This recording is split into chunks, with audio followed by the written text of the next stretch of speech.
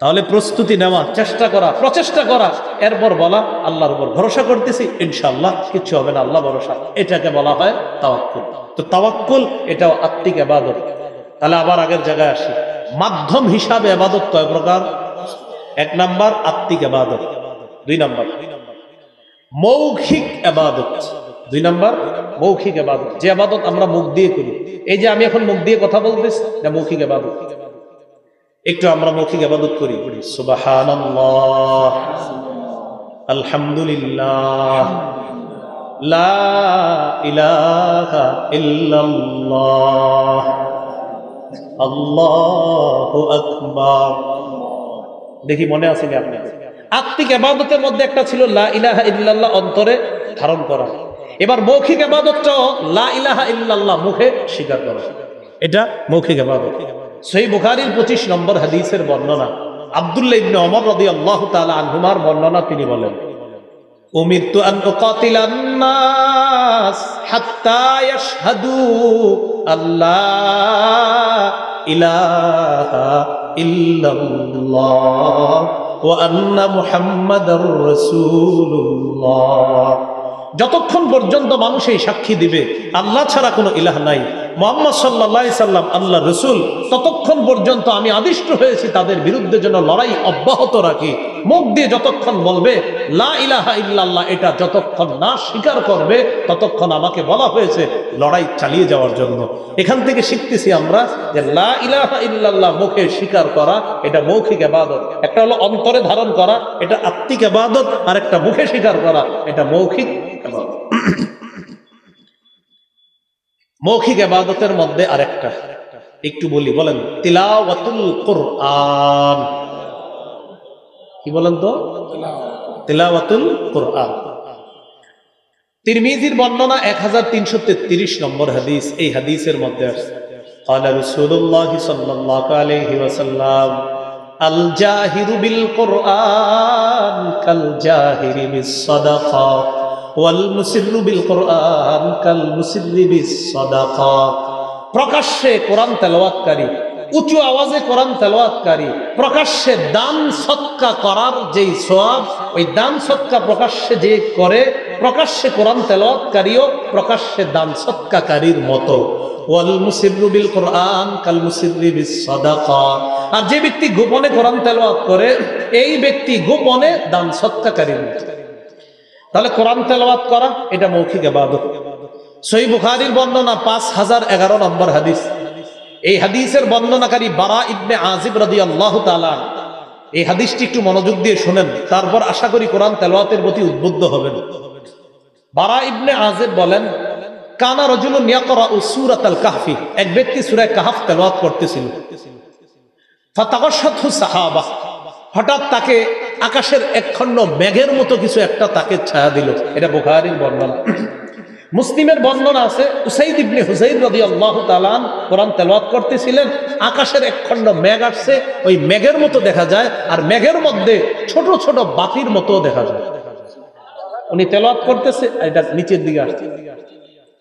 তো উনি বলেন, ওয়া ইলা জানিবিহি হিসানুন মারবুতুন বিশাতানাইন, যিনি সূরা কাহফ তেলাওয়াত করতেছিলেন তার পাশে তার একটা ঘোড়া দুইটা রশি দিয়ে বাঁধা।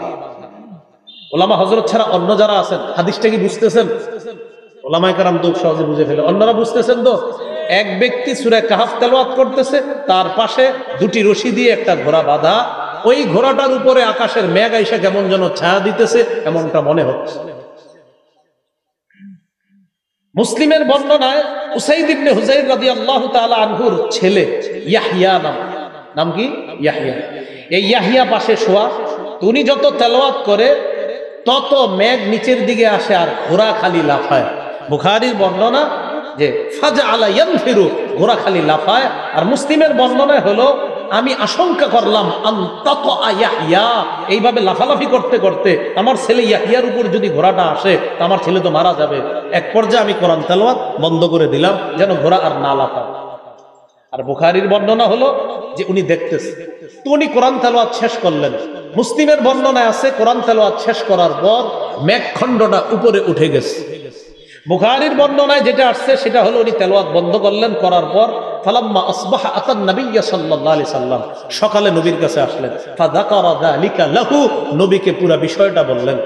আল্লাহ রাসূল বললেন, তিলকা সাকিনা তানাজ্জালাত বিল কোরআন, এটা ছিল আল্লাহর পক্ষ থেকে প্রশান্তি, তুমি কোরআন তেলাওয়াত করার কারণে এই প্রশান্তি নাযিল হয়েছে। এটা বুখারীর বর্ণনা। আর মুসলিমেরটা, ওই উসাইদ ইবনে হুযাইর নবীর কাছে গিয়ে বলতেছে, হুজুর তেলাওয়াত করতেছি আর এরকম ঘোড়া লাফায়। নবীজি বলেন, আহা ইকরা ইবনে হুযাইর, ও উসাইদ ইবনে হুযাইর তুমি যদি আরো পড়তা।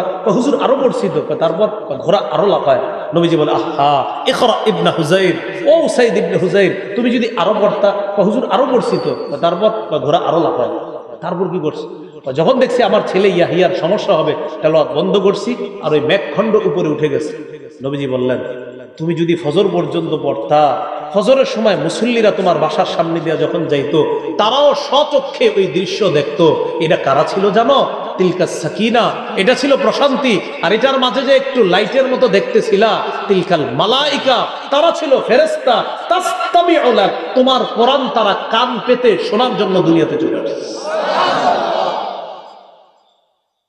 তাহলে কি শিখলাম? মৌখিক একটা ইবাদত তেলাওয়াতুল কোরআন। আর এই যে জোরে সুবহানাল্লাহটা পড়ছেন, পড়ার পরে আগামী 1 মাসেও কোরআনটা খুলবে না। সুবহানাল্লাহর মিটারে কি বোঝা যাইতেছে যে আজকেই পড়বে, কিন্তু আসলে তো পড়বো না। মানে এটা আমি খারাপ ধারণা করতেছি, যদিও ঠিক না, আসলে পড়বে না। তো বিষয়টা হলো আপনার সুবহানাল্লাহর আওয়াজে মনে হইতেছে না হুজুর ইনশাআল্লাহ আমরা, আচ্ছা যাই হোক পড়বেন ইনশাআল্লাহ। আমি আমার ওই কথা উদ্ধৃত করে নিচ্ছি, আপনারা পড়বেন ইনশাআল্লাহ।